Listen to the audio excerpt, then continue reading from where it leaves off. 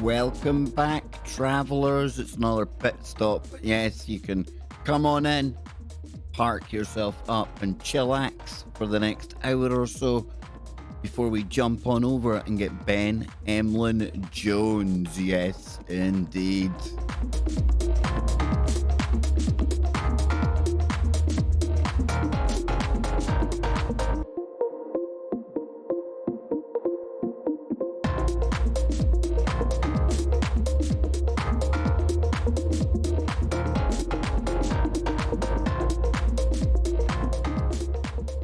So what are you going to do about it? Nothing? Sweet Fanny Adams, is it? Excuse me, it's ma'am. And the last card would be the extraterrestrial threat.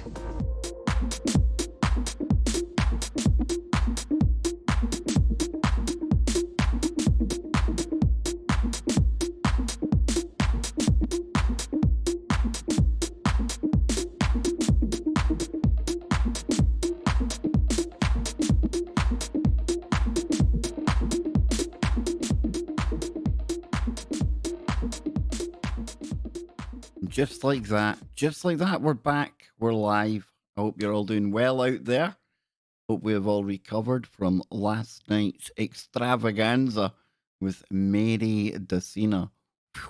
Talk about knocking it out of the park. And I want to thank everyone out there who took the time to phone in You may be watching this later on in a replay. Some of you, Jules, I can see here. Jules, a friend, phoned into the show. We had Bernays on the phone as well, unbeknown to me. So I want to thank all of you for taking the time out to do that and for making it an extra special show with Mary Decina. And of course, she'll be back on the 20th of September for the Mystic Moon show with Mystic Mary. You can't ask for any better than that. Mystical Moons with Scary Mary. Scary Mary sounds better. But listen, I want to give a big shout out to everyone who's taken the time to click in to our little corner of madness that is the Kev Baker Show.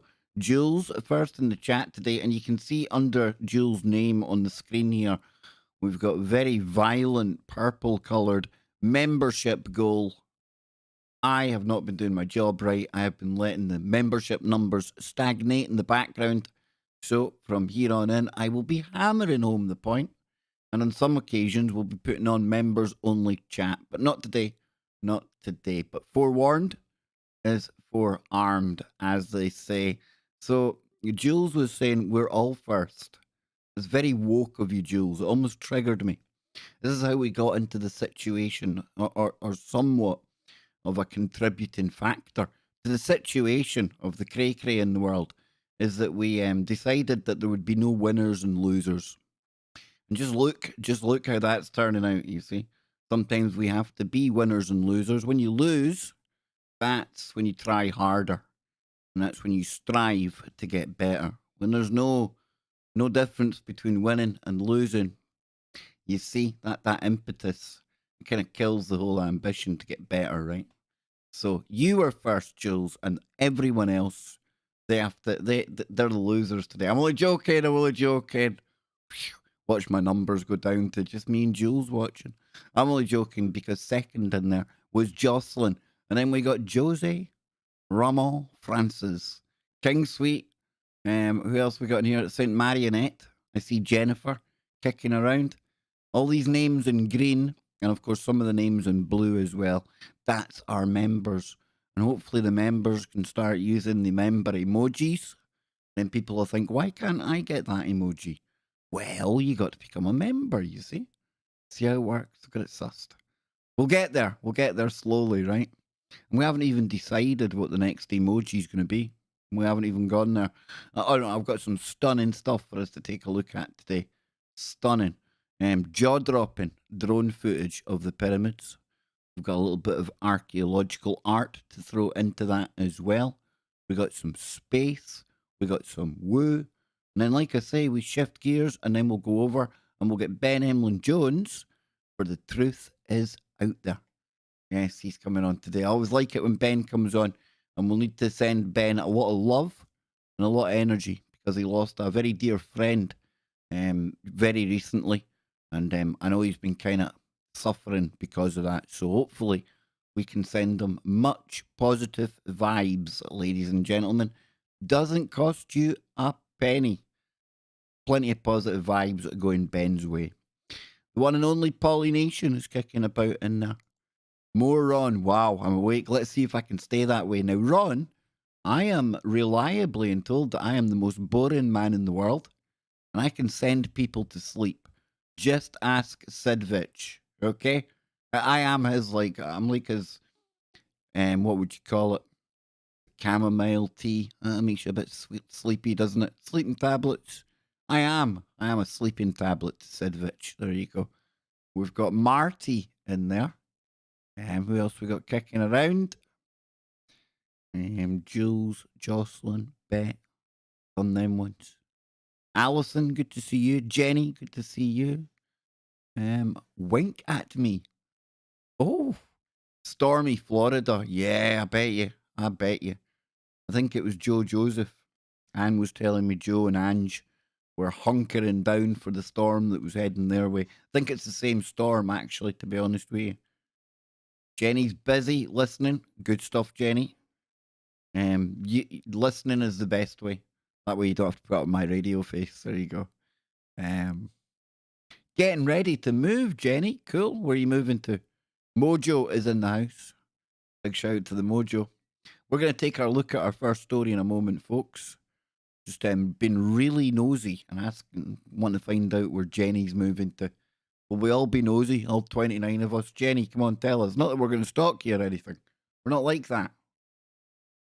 Unless you ask nicely. I'm only joking. And you know I don't stalk people unless they ask nicely, right? Anne loved it when I stalked her. I didn't stalk Anne. She stalked me, folks. Come on. Tennessee. Wow. Also an offer for Wisconsin. Well, all the best wherever you decide to go, Jenny. And I hope that move works out absolutely fantastic for you. So then, let's start to get into a bit of this, shall we? And before we go anywhere, let me just show people what we've got coming up on the show today. If we jump over here, we've got The Truth Is Out There. Yes, indeed. Ben Emlyn-Jones, one of the most prolific researchers, speakers on the UK alternative media network circuit. I don't know what you would call it. He's on so many shows. He does his own Panwo radio. He talks about all the topics we love. I think that's why I really love it when he comes on once a month. And I think I've got an inclination in my head that we'll be on TFR, TalkStream Live, and possibly Twitch. I really enjoy I'm getting to like the whole Twitch thing. And I think Twitch are a bit less stringent in what you can talk about. Plus, add to that, I'm not a partner or anything over at Twitch. So if we were to lose a Twitch channel, wouldn't be the same disaster that it would be, say, if we lost a YouTube channel. You feel me? So I think we're going to be doing a lot more stuff over there in the near future, as well as what we do here. Because remember, this is always going to be the starting base of operations for KBS. Yes, indeed. Even though we've got the bigger channel, this is where I like to keep the memberships. This is where I like to keep it. Just you and me. And we all get to know each other and we can all try and navigate through the woo. Right? So tomorrow we've got this gentleman here, Vincent Richardson, who's going to be on the show tomorrow. Pale crawlers, flying humanoids, more creepy cryptids. We're also going to have Dr. Kevin McCairn on Thursday to round out the week. And I can tell you, I'm getting somebody else onto the show who's been on the show in the past, but he's coming back on. And you're going to like this.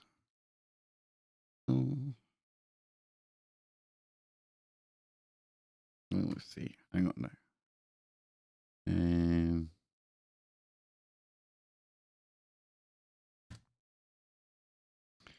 Yeah. Okay. So we're going to be getting on website. Give me 2 seconds, folks.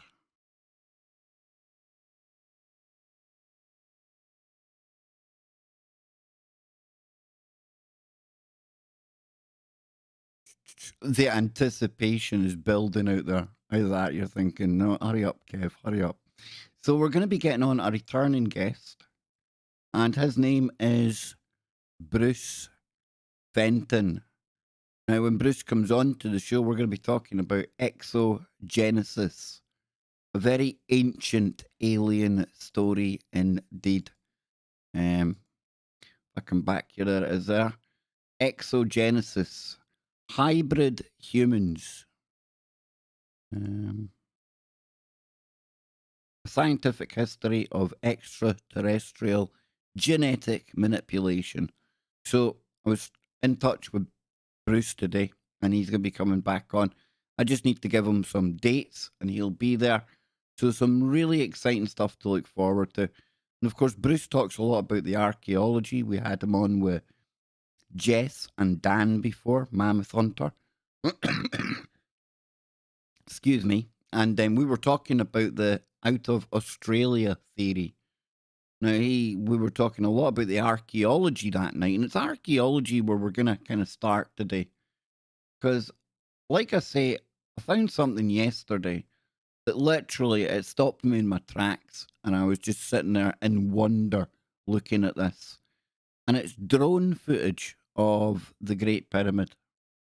But it's like crazy, crazy good drone footage of the Great Pyramid. And it says incredible drone photos offer a bird's eye view of Giza's ancient Egyptian pyramids. Now we're going to slowly scroll down because these pictures are massive. We're going to take a look at them one by one in a moment.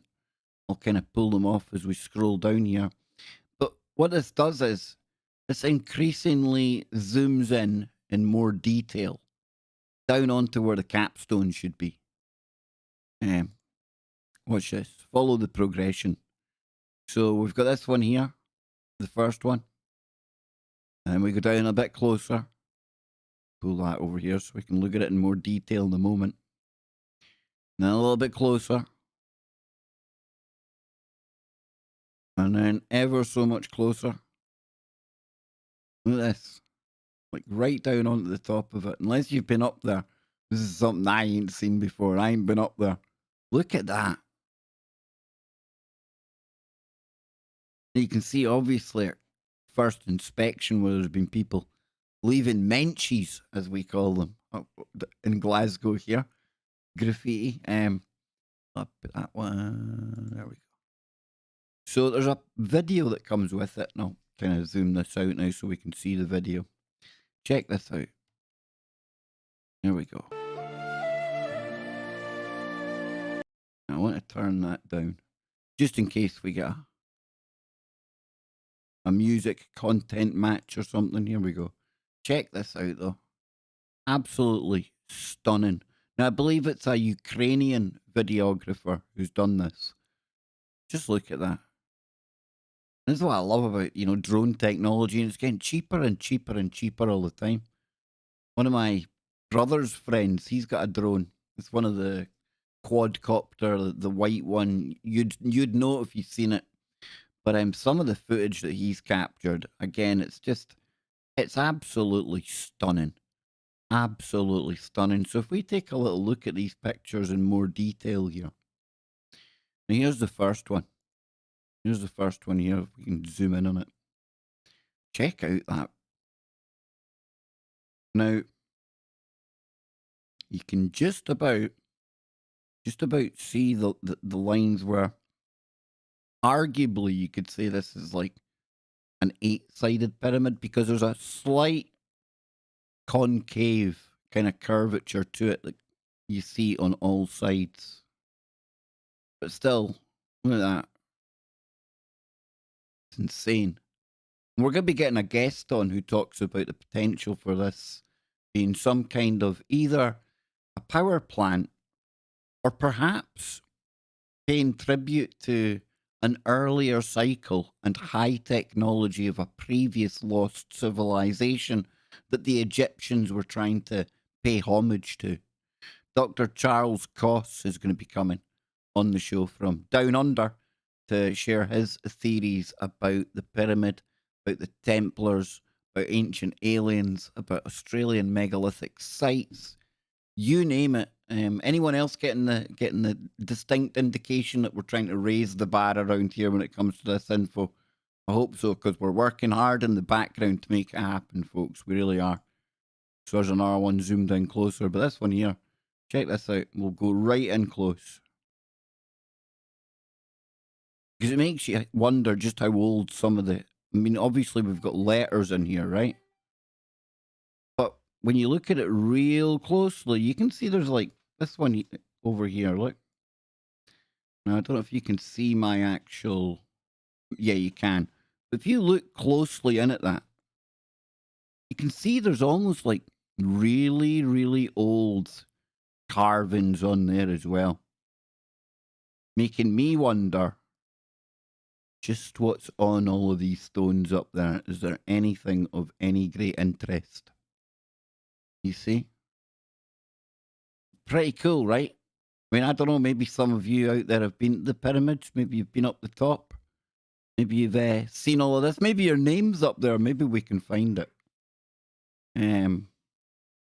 Somebody called Eleanor there. Pretty cool. Now, there's a stone that's out of place, right? Looks pretty out of place, that one. Very out of place. I don't know. I just thought it was pretty cool, folks. Pretty cool.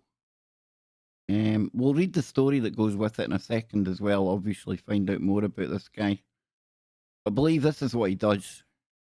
He goes around to all these cool places taking drone footage, and then people like me just awestruck looking at it. So yeah, I'm going to come into the chat room, see what you people are saying about this. Let's see. If I make it bigger over here again, you can probably see it even better, right? Where's my chat room? Nah, Polly, I don't think you can. Can you? I'm not sure. I know Joe Joseph, he's got a picture of himself up there. You knew Joe would have a picture, right? And no, I didn't have to Photoshop it for him.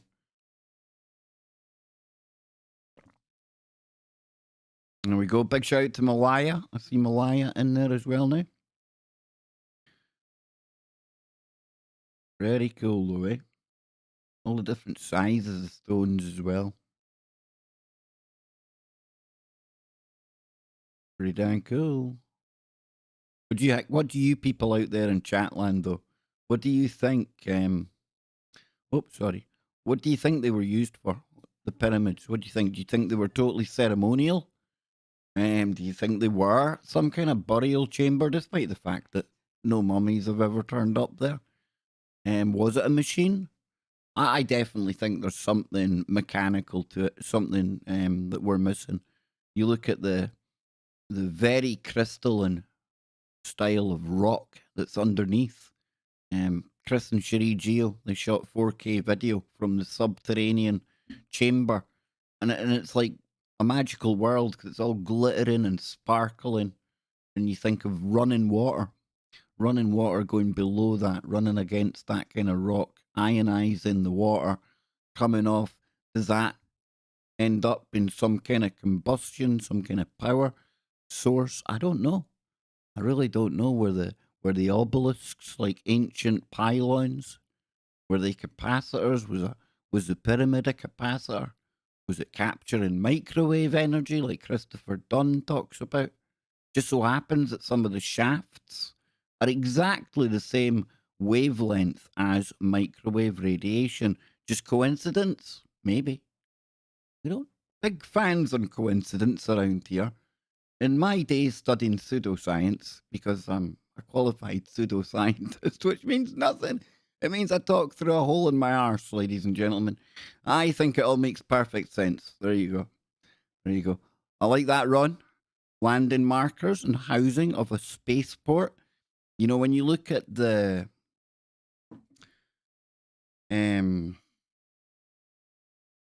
Mayan pyramids and the Aztec places and everything, that's where my mind goes as well, I must admit. Especially when you see these ones with like almost like a landing pad on the top. This here, that looks like something out of Battlestar Galactica or Stargate. That's not me saying it is a Stargate or anything, but it could be. But that's what it looks like, right? I mean, you wouldn't. If you were watching a sci-fi film and you seen saucers or craft on top of these things, you'd go with it. You'd think pretty cool idea. How do we know that isn't what it was exactly all about? We don't know. That grey area, that void, that's where pseudoscientists like me can go absolutely crazy. Absolutely crazy. A portal. You see, if you can open a portal, though, would you really need a landing pad for it, King? I'm not sure. I like it, though. Just a big portal opening up on top of it. That'd be kind of crazy. It'd look like the Eye of Sauron out of Lord of the Rings, wouldn't it? Malaya says, those ones are pretty cool from the top. Pyramid of the Sun and the Moon.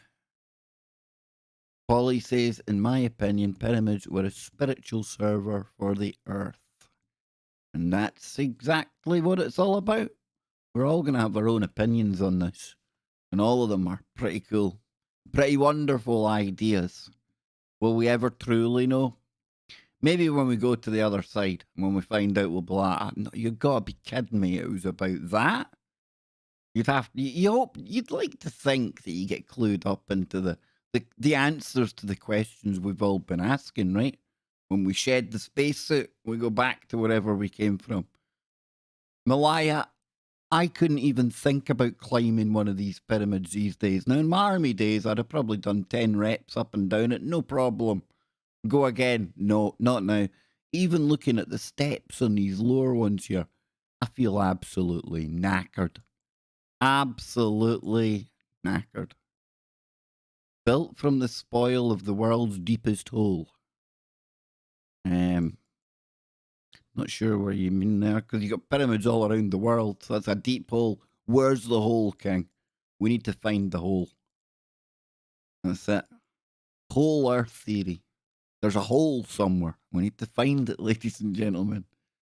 I quite like that idea. Yesterday and today has been especially ornery.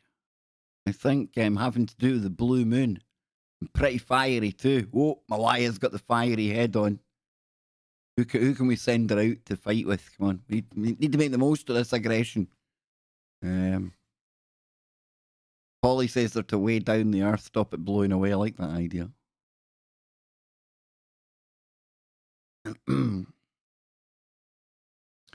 So, if we move on, let me see here. I was going to read the story of the guy, wasn't I? I think the least I could do for this young gentleman. If I can find his story again. Oh, no. There we go. There we go. Dagnammit. Need to blow that up. You're never going to see it. Probably won't see it anyway. It's pretty bad. My eyes are getting worse, folks. I'm going to be wearing glasses soon, by the way. Just a warning, all right? Not a fashion accessory, not some midlife crisis where I'm going to, get one of these trendy pairs of glasses. No, I'm going to have glasses and I'm going to put sellotape on them. In fact, I might put a Band-Aid around the end of it, make them look absolutely character glasses. You will know me by my spectacles, ladies and gents. Yep.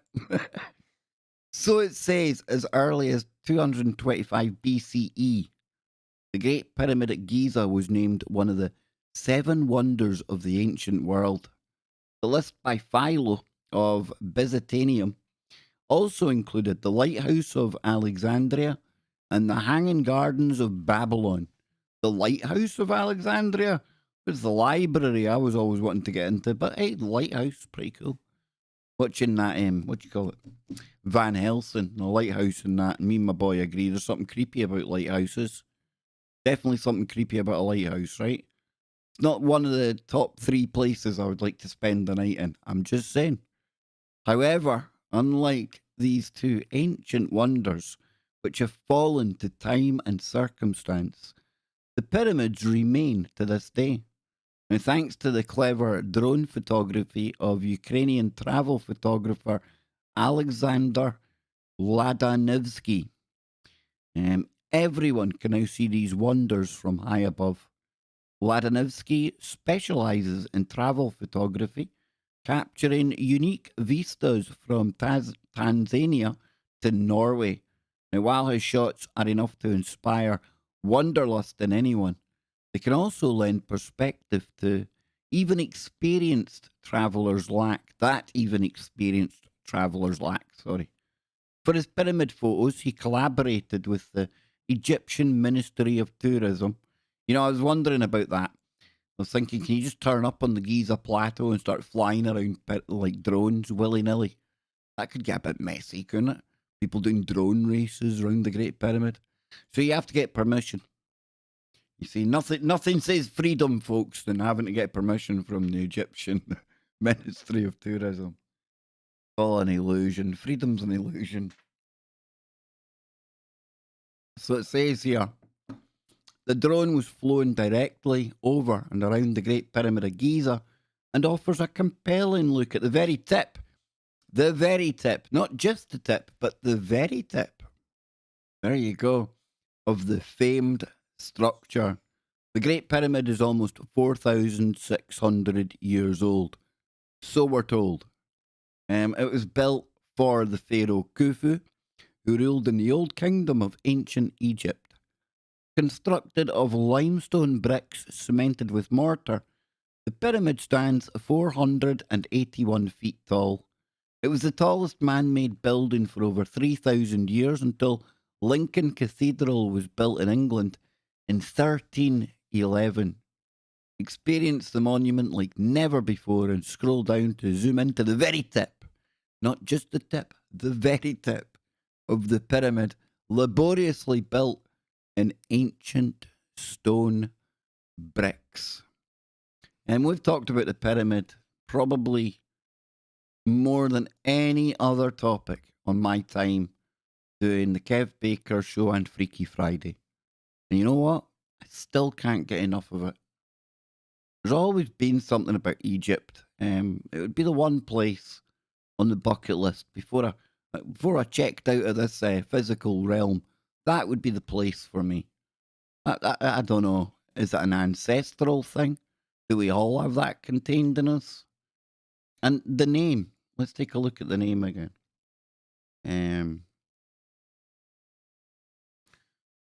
Arabic Mars. So if we look at this here, so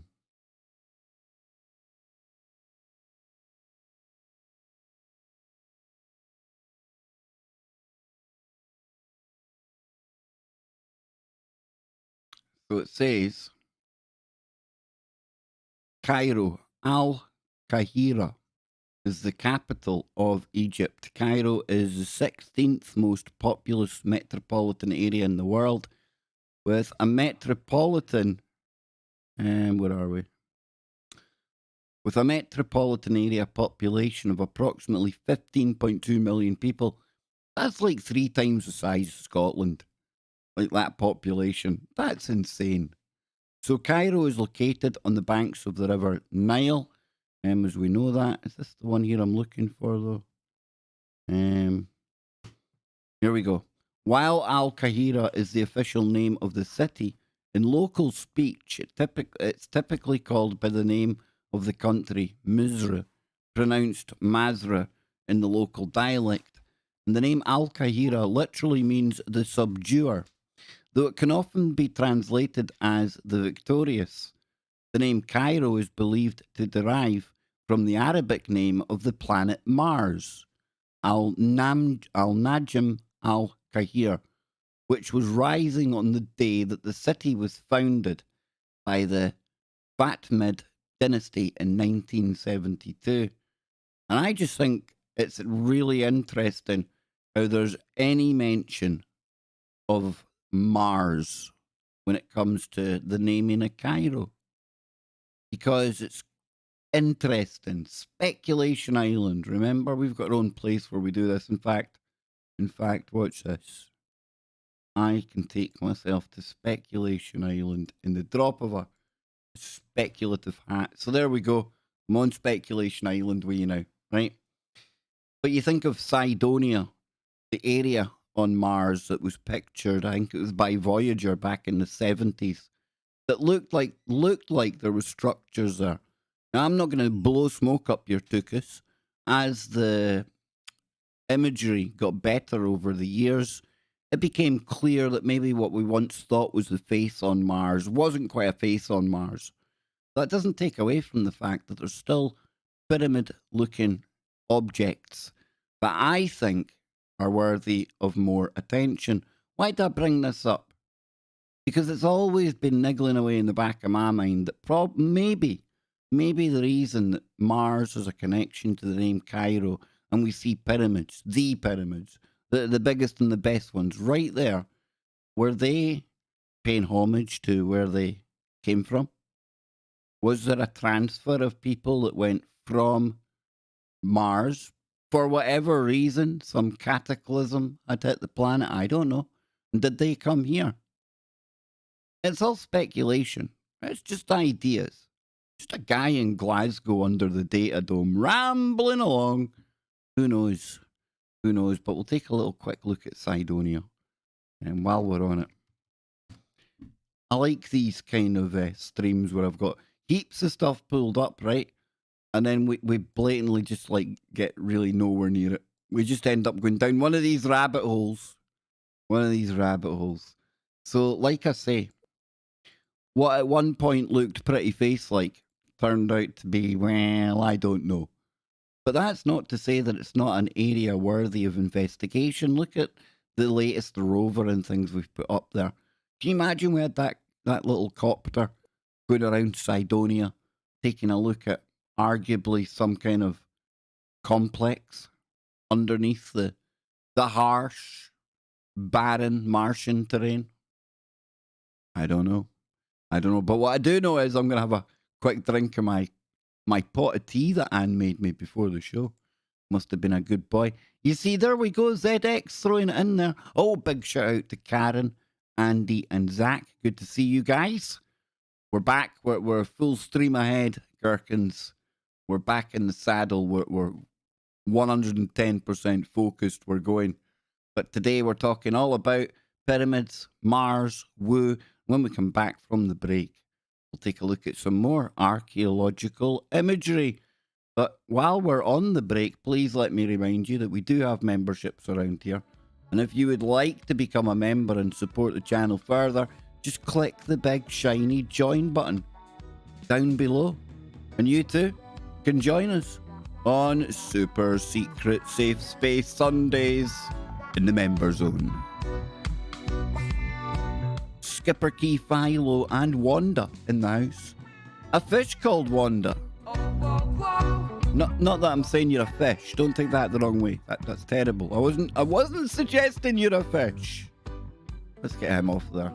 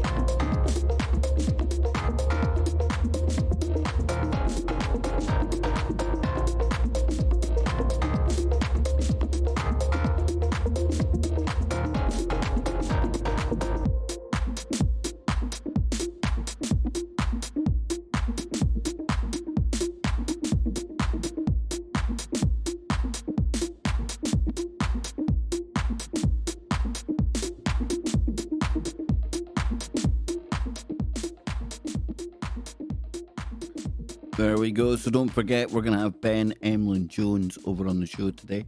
Now, you can catch that at tfrlive.com. We've got a chat room over there, /chat. Or you can head over to the Discord server, where we all chill out in there. I usually shove on the camera as well. You can listen and watch where I record what then gets uploaded to the channel afterwards. And I don't know, maybe today we'll be on Twitch too. Maybe I've left it too late for today. We will see. But yes, I want to thank everyone for being here. We had 50 a minute ago. Wow, my music has scared people away. We scared 6 away, 7 away. They're dropping like flies out there. I'm telling you, it's just as well I'm not a sensitive bugger. That's all I can say. So listen, we're going to take a look at some of these archaeological images, things, items, artifacts. As a pseudoscientist, I don't know the correct terminology for anything, but this is one channel, account I follow over on Twitter, a tweeter. It's a tweeter that I follow, ladies and gentlemen, yep, a tweeter. So we've got this here. Ben or Bene Lava, the wash well, a mosaic discovered at the entrance to the bathhouse in the ruined Roman city of Timgad, Algeria, Roman 1st and 2nd century. Timgad, Musi de Timgad. So there's a picture of that there. I seen a crazy little character a moment ago. This one here, look at this. So it says, good morning. A miniature of a Nosferatu-like creature in Sankt Florian Psalter, an illuminated... It's Illuminati confirmed. Yes, an illuminated manuscript was written between 14th and 15th centuries in Latin, Polish, and German. You can find that in the National Library of Poland. That is very Nosferatu-like, right? Silent movie. For anyone who doesn't know, there you go. There's Nosferatu there. Yeah, that works, man. That works. That definitely works, right? It's got the ears. Is that what Nosferatu was based on? I'm not too sure. Oh, Yoda. It could be Yoda. It's Yoda. Look, he's using the Force. He's using the damn Force to... I don't know. Is he opening a portal of... Is it a feather portal? Is the sun over here? Damn, Yoda using the Force. Definitely a Yoda. Good shout, whoever done Yoda first. Very good. I like it. A Yoda with fangs. Maybe it's a Scottish Yoda. It's a Scottish Yoda. His teeth are falling out. Yeah, I kind of like that. So if we scroll on down, we'll see what else we get here. We thank Professor Dr. Klaus Schmidt. Not the other Klaus. Don't get triggered. A unique window of opportunity for changing world history with the Göbekli Tepe excavations. Oh boy. Oh boy. Now we're talking Göbekli Tepe. So I need to be able to read German to get this book by the looks of it. It's called Das Rashafe Vilgatum am Göbekli Tepe. That's my best German accent. It's all you're getting. Talking of German accents. Excuse me. We might need to go and take a look at the latest ramblings of, remember Rudolph, the tall white alien? Remember that cat? Remember him? Oh boy, that's descended into a whole level of crazy. That's all I'm saying. A whole lot of crazy going on over there. What other pictures have we got here? Okay, so we see the teacup kind of stones behind them there. Dang, dude. All right. Look at that. What a job this cat's got. You know, if somebody had said to me in school, how about being some kind of archaeologist, Kev? I'd have fallen off the chair, sleeping by the time they'd said archaeo. I'd have thought, what a boring bloody job that would be. Sitting digging things and scraping things with little toothbrushes and paintbrushes and down your knees and humping big bags of dirt away. And for what? For what? You know, not a lot of reward. But bear in mind, this was a very young, very toxic young guy. Didn't really tick all the boxes for me. In fact, it didn't even rock my douche canoe. No, it didn't even get the douche canoe rocking, ladies and gentlemen. But now, maybe probably one of my top 3 things I'd probably like to do. What's first? Well, quite obviously a theoretical quantum physicist, because I can just make up quantum shit as I go along, right? Hey, it's what they do. But it's interesting. Boy, is it interesting. So we come back over here. Nobody's wanting to hear me talking. We want to see more pictures. You buggers. What are we looking at here? So, Oh, wow. Wow. It's not Klaus, but this is from Carlos Schwab. In a unique window of opportunity to paint some very creepy women. These are very creepy angel-looking things. I'm not buying that. I'm not buying that. That's like really weird looking. Angels walking out. It looks like they're self-deleting, ladies and gentlemen. It says, a clock's de soeur. Ha. That's by Carlos Schwab. No relation to the other guy. Excuse me. Let's see what's next up. Detail of a miniature bad thing happening, chopping down a tree. Holy shamoly, man. I don't think being up that tree is going to help this guy much. And more to the point, I mean, it looks like this skeleton's getting ready to chop the tree down. We can see a couple of chops have already been made. Has he not worked out that the axe is up at the guy's height? Why not just, like, conserve energy? Just swing the axe at the guy. No point taking the tree down. So it's details of a miniature of death. Chopping down a tree. Pierre de Hongest, Le Emile Saint Grégoire Papé. That's from Bruges in 1470. Yes, indeed. Is that like a science fiction novel, a horror novel of the time? Oh, it was. Is that a giant? That could be a giant if he's as tall as a tree. Yeah, I like it, Karen. I like it. I like your thinking. Because I like. Okay, what is this? Wow. Now that looks like something out, like if you were looking through some kind of magical portal. It looks like a window to Wakanda or something, isn't it?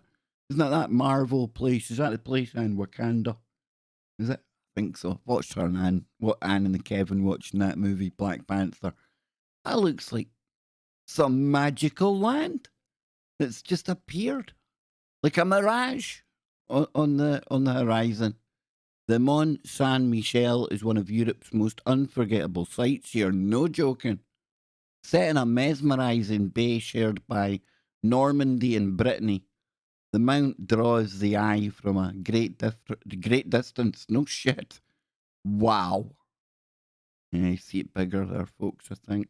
Hang on. Here you go. That's pretty special, eh? Yeah, King, it's like Oz. Exactly, dude. Wow, man. Me likey. Oh. Oh, look at that thing. Holy shamoly. View of Paris from Notre Dame, 1910. Photographer Jean-Pierre Yves Petit.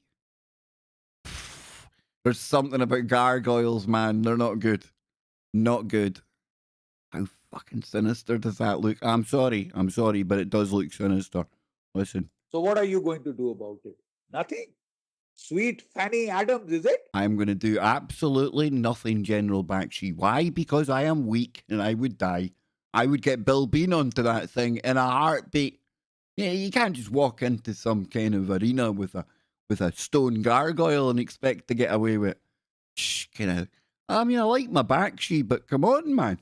Come on, that is creepy. That is creepy. Just keeping an eye on everything going on. People going about their business for years. Imagine how long that's looked down upon that city. That's weird, man. Just weird. Weird, freaky, deaky French people. So it says here, stonework at the... Oh, this looks quite nice. At the Damek Stupa, a Buddhist monument in Sarnath, India. And it was built in 500 AD, replacing an earlier structure commissioned by Emperor Ashoka in 249 BC to commemorate the Buddha's activities in this location. Look at that. Pretty cool. And of course, the stupa, look at that there. When we were doing this, when we were looking into this, myself and Anthony Patch, this could be some kind of ancient technology as well that we're looking at. It really could be. It could be harking back to a time when there was nuclear power. And that sounds outrageous. until you put it into the context of the kind of texts like the Mahabharata and stuff like that, where it reads more like a science fiction type series than some kind of ancient text. Only it's an ancient text. Or was it ancient sci-fi? Talking about a time before. Who knows, right? Kind of, is that a cooling tower for nuclear generation, nuclear power? Don't know. Interesting, though. Very interesting. Like, I will retweet that one. We like that one. Okay, so let's hear some snaps of the Temple of Apollo at Didyma, the ancient sanctuary and oracle. The Temple of Apollo. So isn't that meant to be what CERN was built on top of?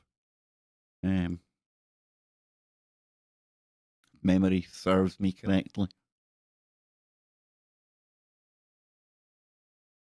We don't build anything less nowadays, eh? Like our buildings are mainly glass, and what would be left? What would be left after a couple 100 years if we weren't here? Not much. Nothing to really stand the test of time, I wouldn't imagine. I think our civilization is one that could easily disappear. Not much evidence of what was here after a couple 100 years or so.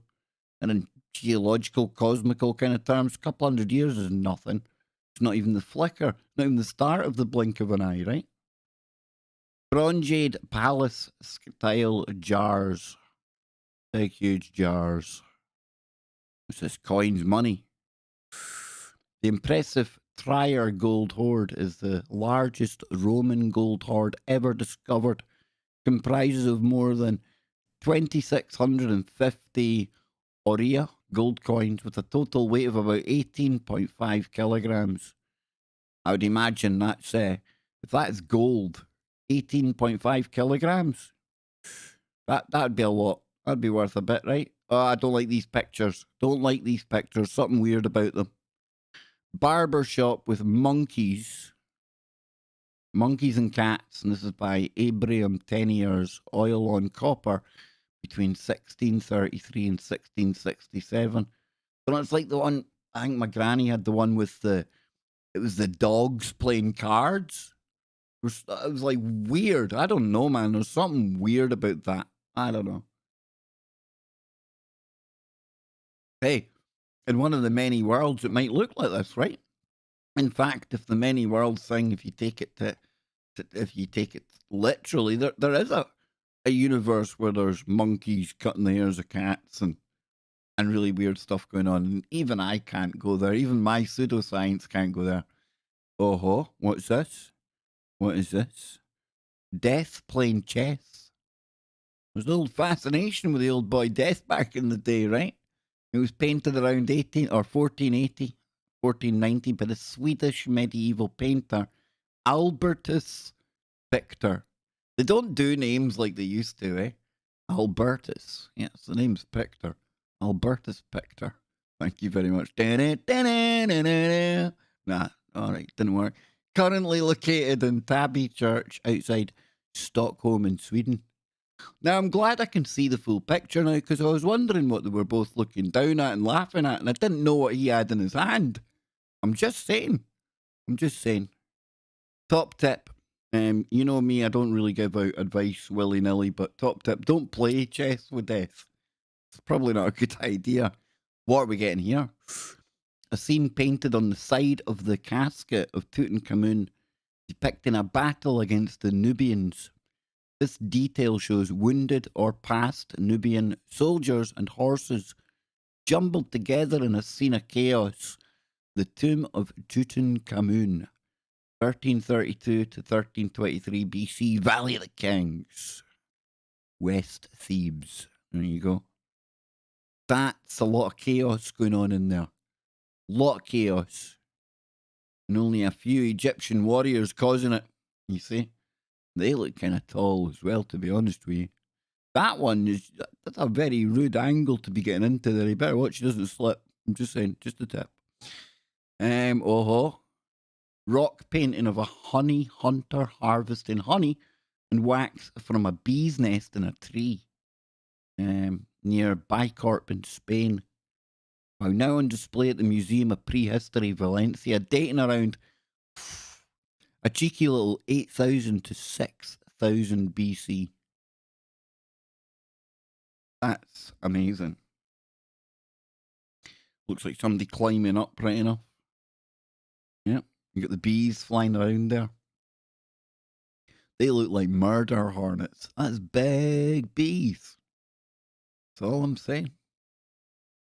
Pompeii from the city walls in the 1880s. Wow.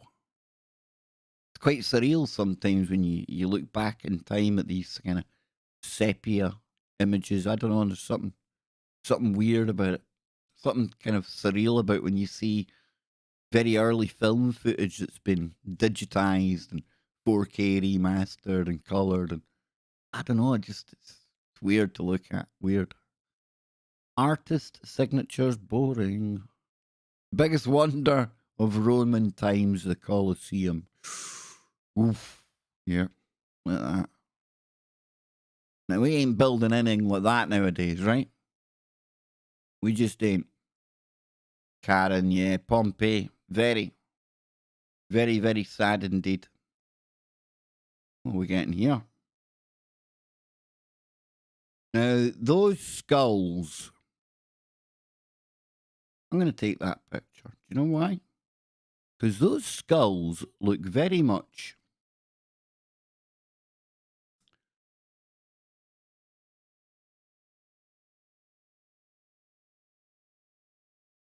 like this. Hang on now. Hang on now. Back on our good friends Evan and Stephen Strong. If we come down here.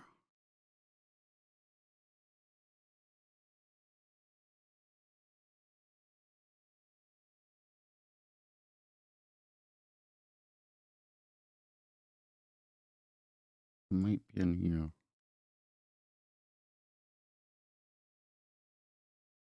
But we've been seeing some really weird skulls from the guys lately, right?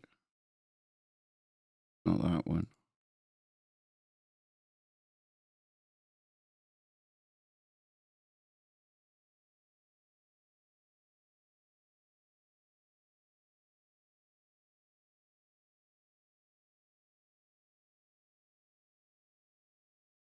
Okay, this is it.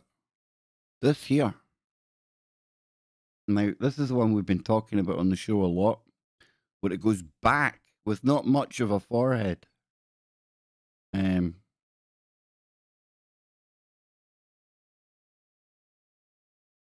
Like you can see there, it just kind of starts sloping back. That's very similar to that shape of head there, right?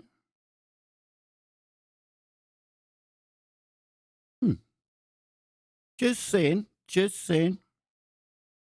And these are the Princess Fresco, 1345 to 1335 BC, a fragment of an ancient Egyptian wall painting depicting the daughters of King Akhenaten and Queen Nefertiti, discovered by Flinders Petrie during excavations at Tel El Amarna in 1891. Now, that was good fun, that one. Hang on now. Obama Akhenaten. Remember all that? It was Freeman Fly. Remember that stuff? Images.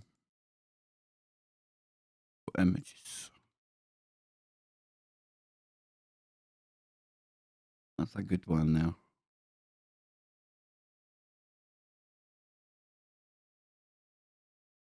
We had Freeman on talking about this, but Obama's face, similar.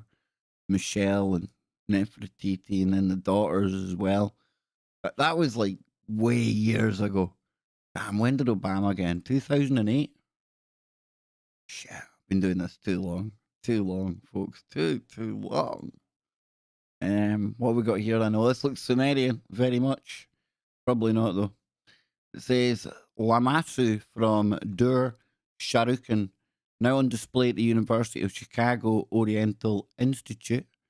Limestone date, Neo-Assyrian period, 721 to 705 BC. Look at that big bad boy. Hey, is that some kind of genetic manipulation? Is what we got going on? What we got going on? Now listen, I'm gonna have to get going pretty soon because I need to go and get ready for the show. But shout out to Jimmy. Seen Jimmy in there just now. Now, unfortunately, we've got a guest on tomorrow, so Jimmy and I will be teaming up again next Wednesday. Jimmy, big shout out to you, man. Let people know when your show's on if you wanted. A bat and a hat. Detail from the Book of Hours. Oh, I've not heard of that. Book of Hours. What is the Book of Hours? Ooh, Jimmy boy, look at this one, man. The Book of Hours is a Christian devotional book.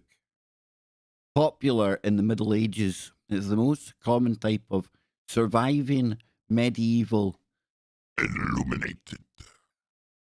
illuminated manuscript. Like every manuscript, each manuscript, Book of Hours, is unique in one way or another, but most contain a similar collection of texts, prayers, and psalms, often with appropriate decorations for Christian devotion. Illumination or decoration is minimal in many examples, often restricted to decorated capital letters at the start of psalms and other prayers. But books made for wealthy patrons may be extremely lavish with full-page miniatures. That's a book and a half. That's a big boy. There's some big books out there. Giant books. Let me see. No, I don't mean like that. I'm meaning like this kind of thing. Look at the state of that. What is that all about? Who the fuck wrote that? Hey?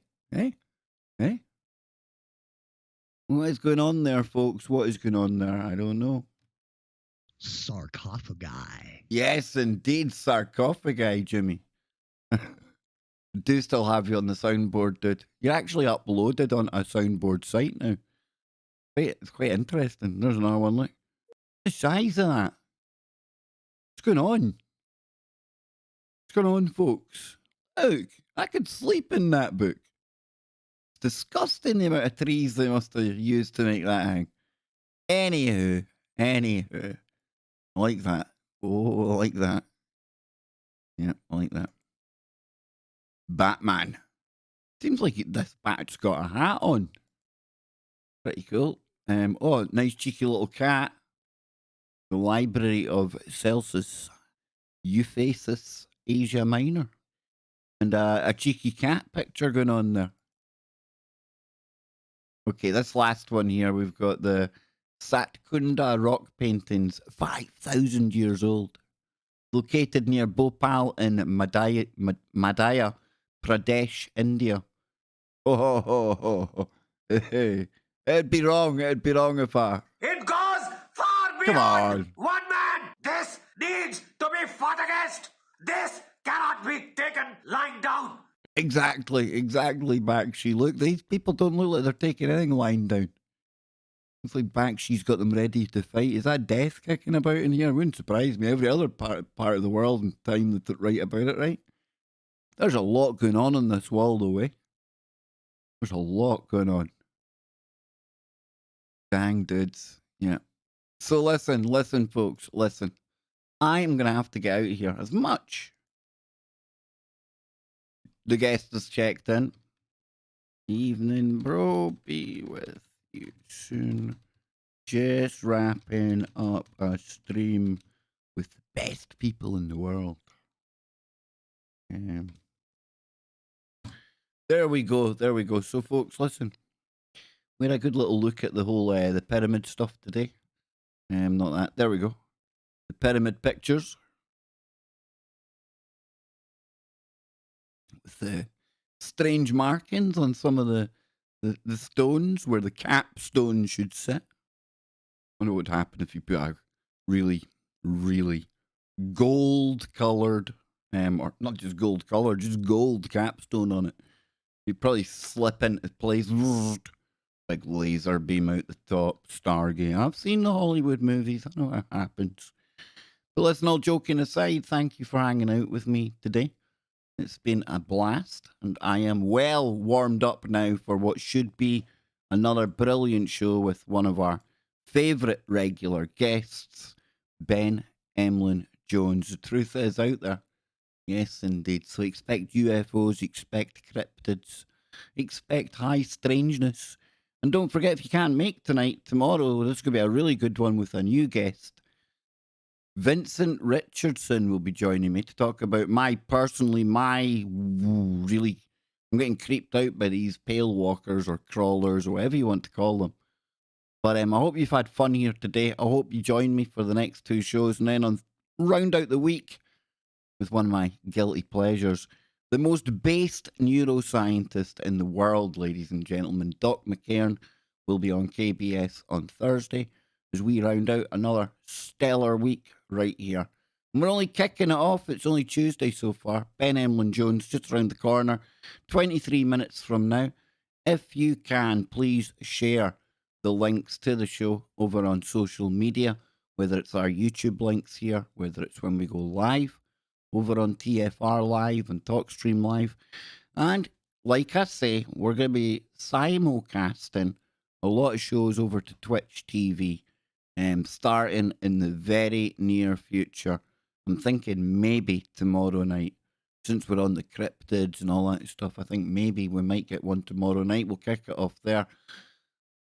But I'll be back tomorrow, I say tentatively, because you never know what tomorrow brings. I can't guarantee that I'll be as chipper and as full of beans as I have been the past couple of days, but touch airy wood, I will be here tomorrow.